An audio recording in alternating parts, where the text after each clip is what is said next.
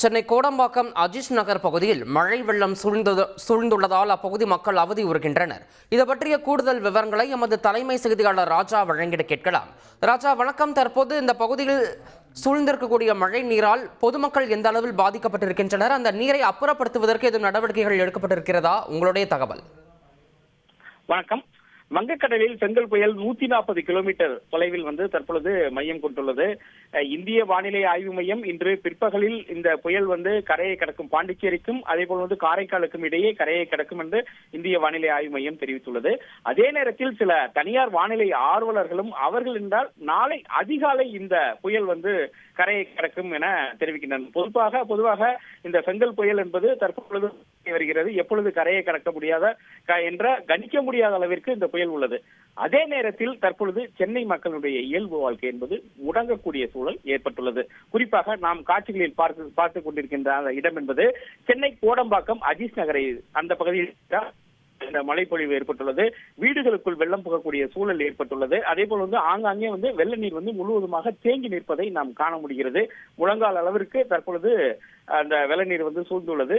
மழைப்பொழிவும் நேரமாக அதிகரித்து வருவதை நாம் பார்க்க முடியுது. பகுதிகளில் அதாவது நந்தனம், டி நகர், கோடம்பாக்கம், மேற்கு மாம்பலம், அண்ணா நகர் மற்றும் புரசிவாக்கம் இது போன்ற இந்த பகுதிகளில் தற்பொழுது வெள்ள நீர் அதிக அளவில் மழைப்பொழிவு ஏற்பட்டு வெள்ளம் சூழக்கூடிய ஒரு சூழல் ஏற்பட்டுள்ளது. தொடர்ந்து சென்னை மக்களுடைய இயல்பு வாழ்க்கை முடங்கி உள்ளது என்றுதான் கூற வேண்டும். ஏனென்றால் காலை முதல் குளிர் காற்று வீசுகிறது. மக்கள் யாரும் அதிக அளவில் வெளியே வரவில்லை.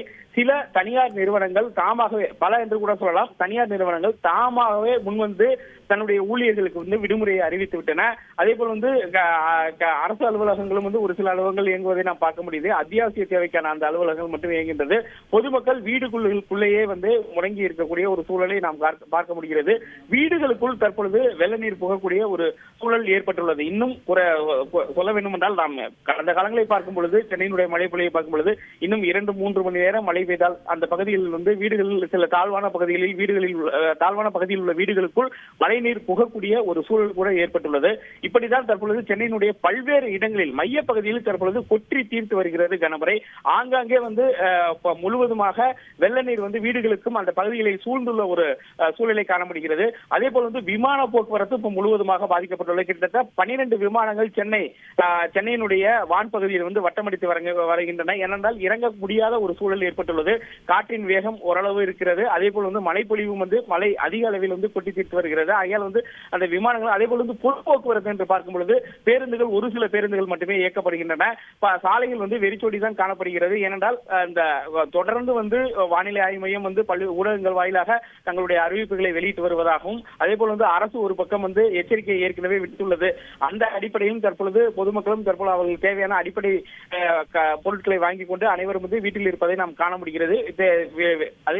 அதாவது வெளியிடங்களில் பொதுவாக அதிக அளவில் கூட்டம் இல்லை. அதே நிறுவனங்களும் விடுமுறை அறிவித்துள்ளன. இப்ப நாம் பார்த்துக் கொண்டிருக்கின்ற காட்சி என்பது சென்னை கோடம்பாக்கம் அஜிஸ் நகராகும். இந்த பகுதி முழுவதும் தற்பொழுது வெள்ள நீர் படிப்படியாக உயர்ந்து வருகிறது. பல்வேறு இடங்களில் சென்னையில் அந்த மழை பொழிவின் காரணமாக வெள்ள நீர் தேங்கி வருவதை நாம் தொடர்ந்து காண முடிகிறது. விவரங்களுக்கு நன்றி ராஜா.